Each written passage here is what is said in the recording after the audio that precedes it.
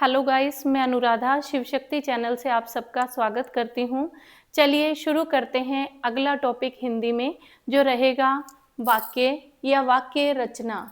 सबसे पहले आपको पता होना चाहिए वाक्य तक पहुँचने से पहले ये किन स्टेप्स तक गुजरा है, यानी इसने कौन कौन से स्टेप फॉलो किए हैं एक वाक्य बनने के लिए। जैसे सबसे पहले क्या था, वर्ण। ठीक है, वर्ण क्या है? छोटी से छोटी ध्वनि।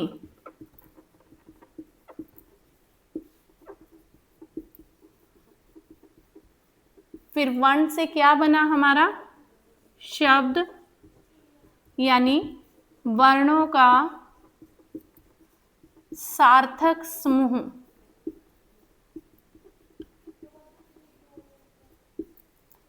शब्दों से क्या बना हमारा?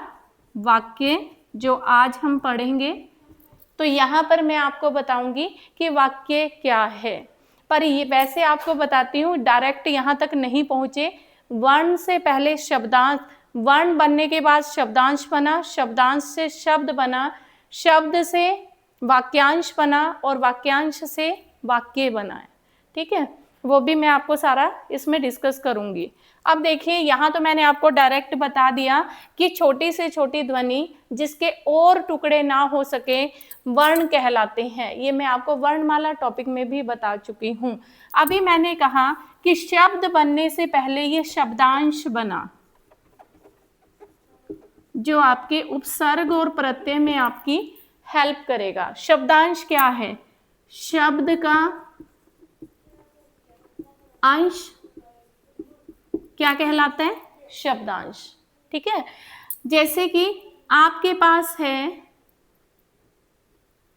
हार शब्द प्लस उप शब्दांश।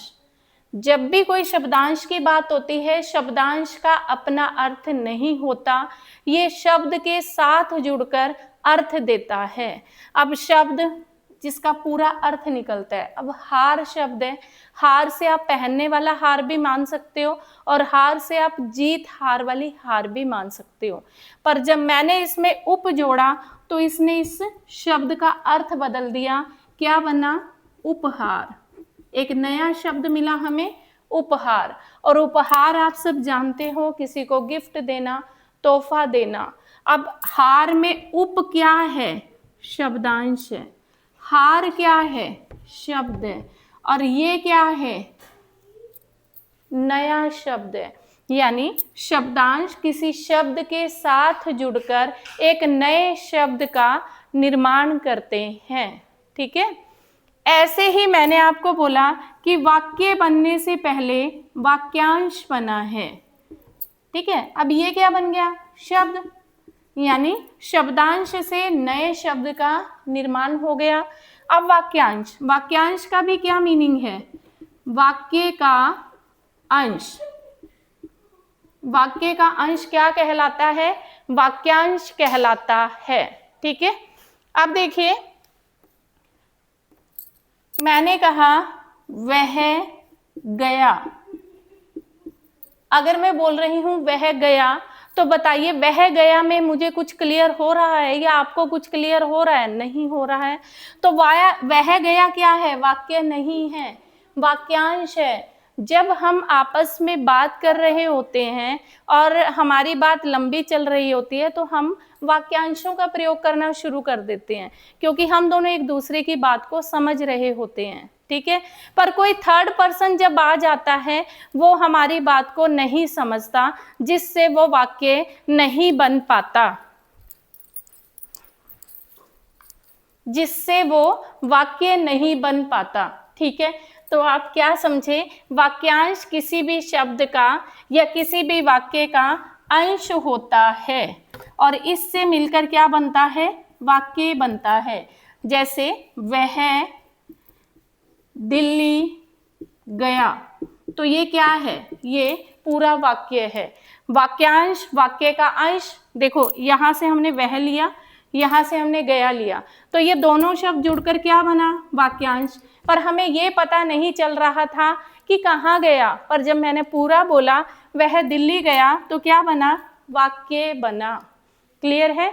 यानी वर्णों से शब्दों का निर्माण होता है, शब्दों से पहले शब्दांश बनता है, शब्दांश जुड़ने पर शब्द बनते हैं, ऐसे ही शब्दों के जुड़ने से वाक्यांश बनता है और वाक्यांशों के जोड़ने से वाक्य बनता है। उम्मीद करती हूँ यहाँ तक आपको क्लियर होगा। आगे बढ़ते हैं, पहले इसे नोट कीजिए। अब चलते हैं हम वाक्य की परिभाषा की तरफ। तो वाक्य क्या है?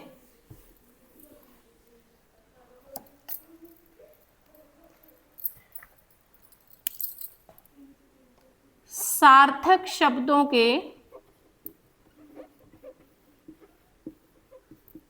समूह को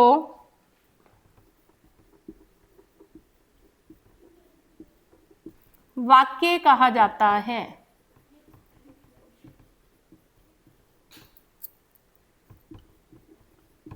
ठीक है, जब मीनिंगफुल शब्द जुड़ते जाएंगे और वो एक सेंटेंस को बना देंगे, वही सेंटेंस आपका हिंदी में क्या कहलाता है?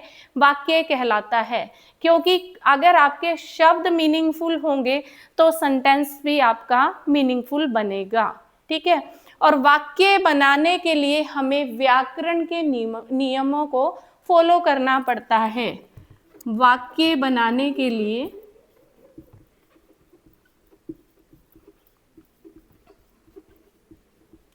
शब्दों के साथ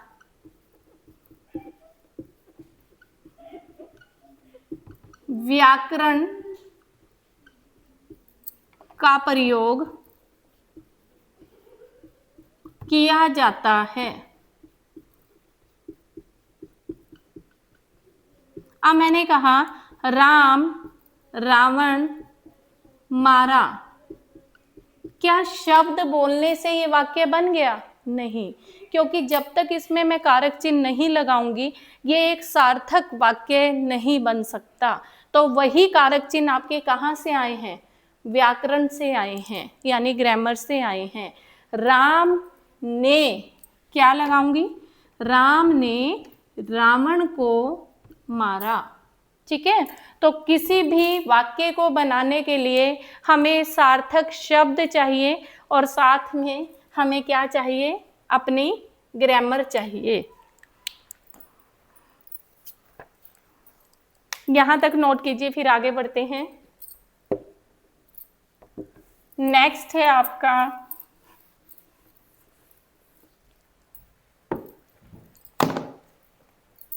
वाक्य के भेद। वाक्य के भेद यानी प्रकार। वाक्य के भेद जानने से पहले आपको उपवाक्य के भेद पता होने चाहिए। पहले उन्हें डिस्कस कर लेते हैं, उपवाक्य के भेद। ठीक है, अभी मैंने आपको वाक्यांश बताया, वाक्यांश को ही उपवाक्य कहा जाता है। सबसे पहली बात, वाक्य लिख दें या वाक्यांश लिख दें, यानी उपवाक्य लिख दें या वाक्यांश लिख दें, पहले इसके भेद पता होने चाहिए। ये 3 प्रकार के हैं। संज्ञा उपवाक्य, पहला है संज्ञा उपवाक्य, दूसरा है संज्ञा उपवाक्य, विशेषण उपवाक्य और क्रिया विशेषण उपवाक्य। विशेषण उपवाक्य, क्रिया विशेषण उपवाक्य।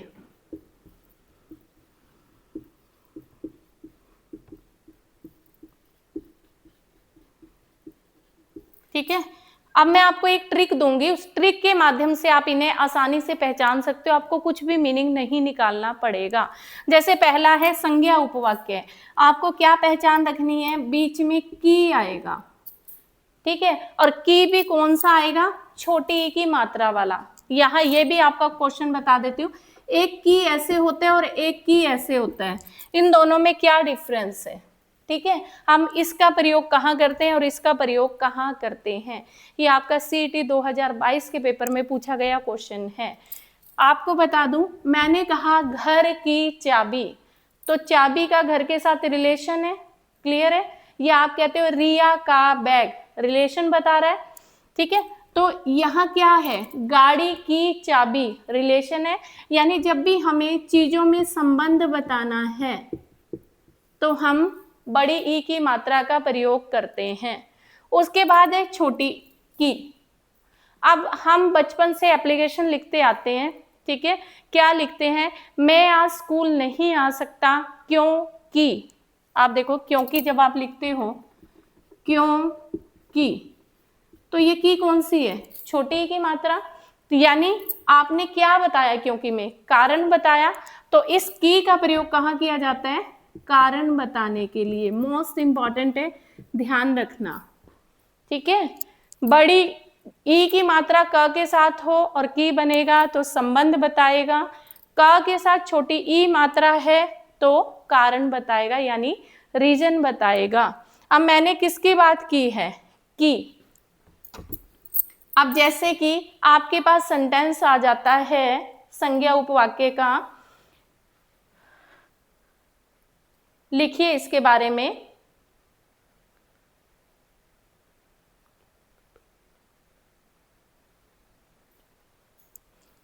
ठीक है, इसका आप एग्जाम्पल लिखिए। पहले ये नीचे का रब कर देती हूँ, पहले ऊपर वाला क्लियर कर लेते हैं। मैंने सीधा ही आपको ट्रिक बता दी कि जहां पर की लगाओ, वह चाहता है कि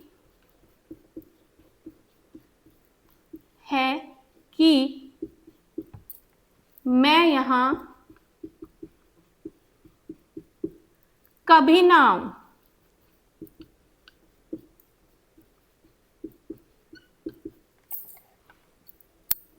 अब एक चीज देखिए, रिलेशन तो नहीं है, क्योंकि रिलेशन होता तो बड़ी की होती।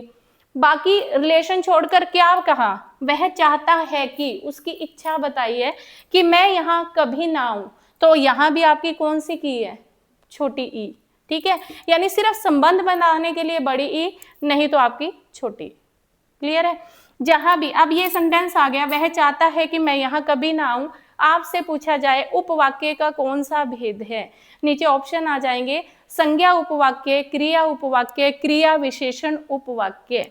अब देखिए, वह चाहता है, वह क्या है, प्रोनाउन है, और प्रोनाउन यानी आपका सर्वनाम किसकी जगह प्रयोग होता है, संज्ञा की जगह। तो संज्ञा की ही बात हो रही है, ठीक है। और मैं भी क्या है, आपका प्रोनाउन है, यानी सर्वनाम है। पुरुषवाचक, वो भी उत्तम पुरुषवाचक, तो किसी ना किसी पर्सन के बारे में बात हो रही है। और पर्सन किस में आते हैं, आपके संज्ञा में आते हैं। और आंसर क्या है, संज्ञा उपवाक्य। पर आपको इतना कंसेप्ट जानने की जरूरत ही नहीं है। आप देखिए सेंटेंस के बीच में छोटी की बैठी है, तो आंसर क्या रहेगा, संज्ञा उपवाक्य, ठीक है। क्लियर है, उम्मीद करती हूं अच्छे से क्लियर हो रहा होगा। अब इसका दूसरा भेद करते हैं, क्रिया उपवाक्य। क्रिया विशेषण करने से पहले दूसरा कर लेते हैं, विशेषण उपवाक्य। विशेषण उपवाक्य, विशेषण आप जानते हैं, मैं करवा चुकी हूं। संज्ञा या सर्वनाम की जिन शब्दों के द्वारा विशेषता बताई जाती है वो विशेषण कहलाते हैं। इसमें मैंने आपको 3 चीजें बताई थी, एक होता है प्रविशेषण, एक होता है विशेषण, और एक होता है विशेष्य, जिसको हम उद्देश्य भी कहते हैं, ये ध्यान रखना, ठीक है। प्रविशेषण, प्र मीन्स प्रीफिक्स, पहले लगने वाला, जो विशेषण से पहले लगेगा। विशेषण यानी क्वालिटी यानी गुण, विशेष्य और उद्देश्य, यहाँ आप कंफ्यूज रहते हो। आप उद्देश्य देखते ही इंग्लिश के वर्ड पर्पज पर चले जाते हो। जैसे मैंने कहा मैं दिल्ली जाऊंगा, तो आप कहोगे दिल्ली जाना क्या है, उद्देश्य है, नहीं, हिंदी में बिल्कुल अपोजिट है, ये ध्यान रखना। अब आपके पास आ गया, राम बहुत अच्छा लड़का है। ध्यान से समझना इन चीजों को, छोटी छोटी हैं पर एग्जाम पर्पस से बहुत इंपॉर्टेंट है आपके लिए। राम बहुत अच्छा लड़का है, राम संज्ञा है, अच्छा विशेषण है, पर विशेषण की भी विशेषता बता रहा है कौन सा शब्द? बहुत। तो वो क्या है? प्रविशेषण है। ठीक है। और आपका विशेषण किनके साथ लगता है? संज्ञा या सर्वनाम के साथ। तो लड़का क्या है? जातिवाचक संज्ञा है, यानी आपकी नाउन की क्वालिटी को बता रहा है, विशेषण है, और क्वालिटी की भी क्वालिटी बता रहा है, तो प्रविशेषण है, यानी विशेषता की भी विशेषता बता रहा है, तो प्रविशेषण है। अब बात करती हूं विशेष्य या उद्देश्य की। वाक्य के दो अंग हैं, ये आगे डिस्कस कर लेंगे। पहले मैं विशेषण उपवाक्य बता देती हूँ आपको। जो आश्रित उपवाक्य मुख्य उपवाक्य की संज्ञा शब्द अथवा सर्वनाम शब्द की विशेषता बताता है। लिखिए, इसका एग्जाम्पल देकर बताती हूँ। मुझे वो घड़ी चाहिए जो जन्मदिन पर मिली थी, उपहार में मिली थी।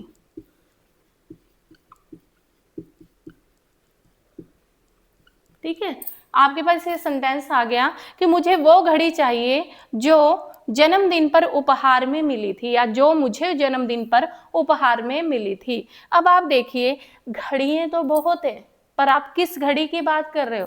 जो आपके बर्थडे पर गिफ्ट में दी गई थी, उस घड़ी की बात कर रहे हो, तो वो स्पेशलिटी हुई, यानी विशेषता हुई घड़ी की। तो यहाँ कौन सा उपवाक्य है? विशेषण उपवाक्य। ठीक है।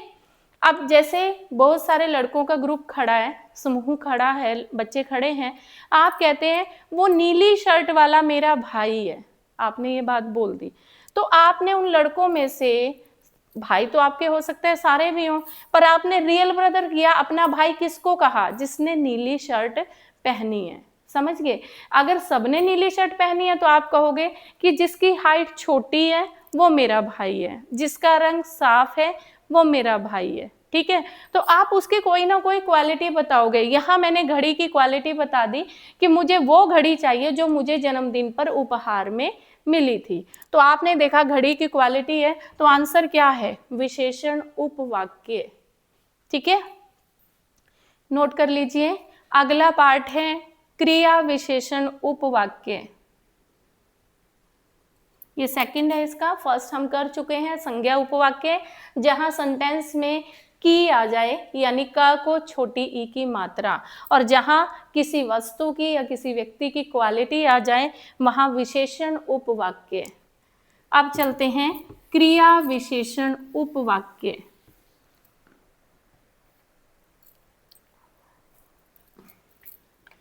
क्रिया विशेषण उपवाक्य। मैंने क्रिया का पूरा टॉपिक आपके साथ डिस्कस किया है, अच्छे से समझाया है आपको, उसके टाइप्स भी बताए हैं। तो क्रिया क्या होता है? किसी कार्य के होने का पता चलना क्रिया कहलाता है। विशेषण क्या होता है? किसी की विशेषता, चाहे वो कार्य की हो, व्यक्ति की हो, या सर्वनाम की हो। ठीक है, संज्ञा सर्वनाम की विशेषता बताने वाले शब्द क्या कहलाते हैं? विशेषण कहलाते हैं। पर यहाँ विशेषण किसके साथ जुड़ा है? क्रिया के साथ जुड़ा है।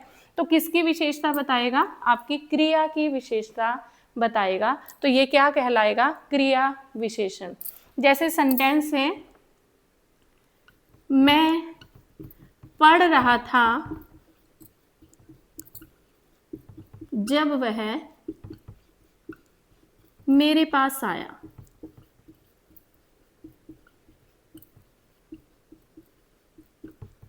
ठीक है, देखो, मैं पढ़ रहा था, तो पढ़ना क्या है? क्रिया है।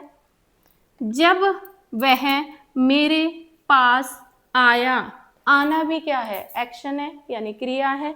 तो आपने उस समय की क्वालिटी बता दी कि मैं उस समय पढ़ रहा था जब वो मेरे पास आया, तो आपने क्वालिटी बता दी और साथ ही अपना काम बता दिया, तो क्या बन गया? क्रिया विशेषण बन गया। यानी जब शब्दों के माध्यम से क्रिया की विशेषता बताई जाती है तो वो आपका क्रिया विशेषण कहलाता है। कोई प्रॉब्लम है तो बताइए।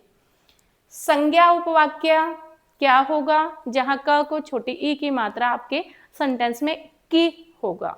ठीक है, उसके बाद आपका था विशेषण उपवाक्य, सीधा संज्ञा या सर्वनाम के साथ क्वालिटी जुड़ी होगी।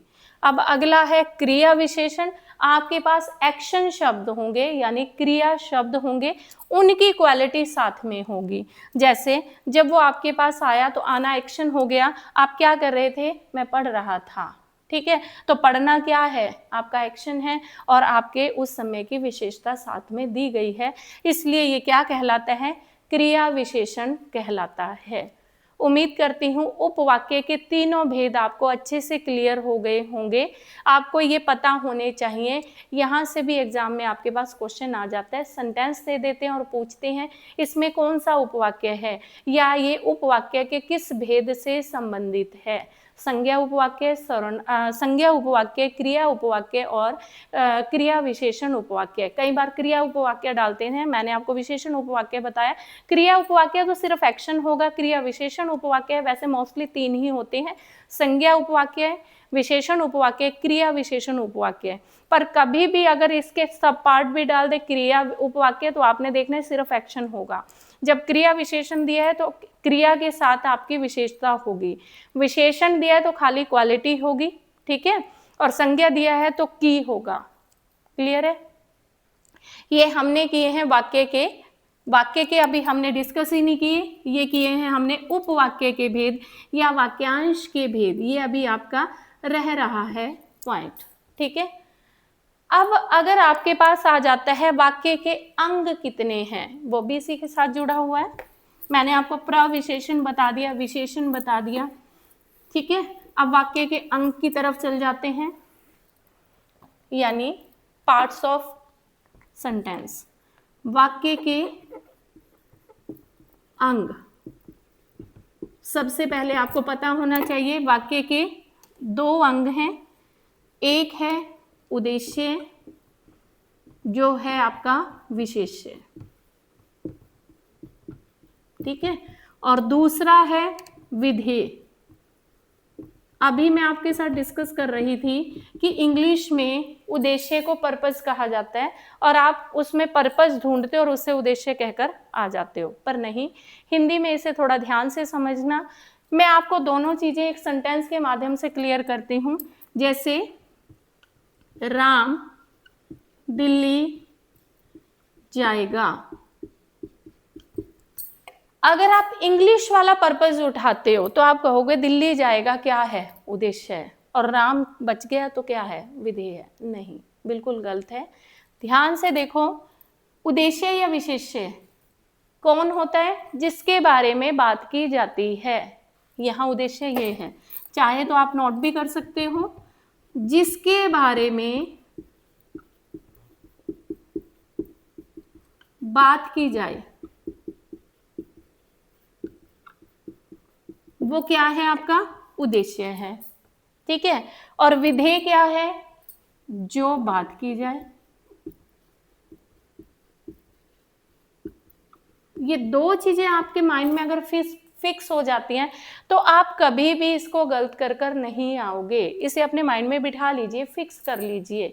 मैंने कहा उद्देश्य या विशेष्य क्या है, जिसके बारे में आप बात कर रहे हो। वो संज्ञा भी हो सकता है, वो सर्वनाम भी हो सकता है। अगर मैं सेंटेंस में कहूँ वह दिल्ली जाएगा तो मैंने राम नहीं बोला, सर्वनाम बोल दिया, तो सर्वनाम और संज्ञा यानी संज्ञा के स्थान पर प्रयोग किया गया शब्द है।